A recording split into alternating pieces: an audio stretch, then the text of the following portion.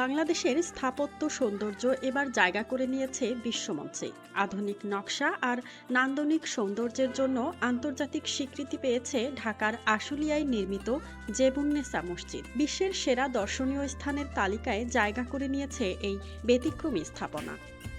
২০২৫ সালে টাইম ম্যাগাজিনে প্রকাশিত world greatest palace তালিকায় অন্তর্ভুক্ত হয়েছে মসজিদটি।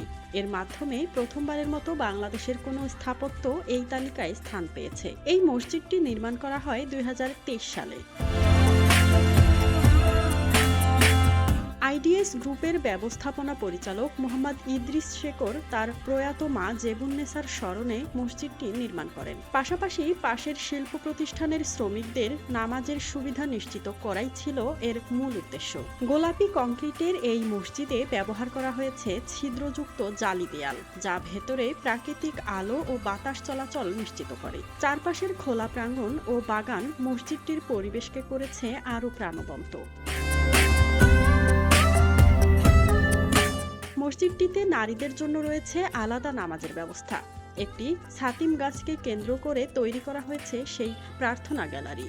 এছাড়া স্বচ্ছ কাচের মেহরাব এবং অগভীর গম্বুজ স্থাপনাটিকে দিয়েছে ভিন্ন মাত্রা। মসজিদটি স্থানীয় পরিবেশ ও আবহাওয়ার কথা চিন্তা করেই পরিকল্পনা করা হয়েছে। স্থাপত্য নান্দনিকতা, পরিবেশ বান্ধব নকশা এবং সামাজিক উদ্যোগের সমন্বয়ে জেবুন্নেসা মসজিদ এখন বিশ্ব দরবারে বাংলাদেশের গর্বের প্রতীক। মাজহাবিন মৌ, ডেস্ক রিপোর্ট, RNB নিউজ।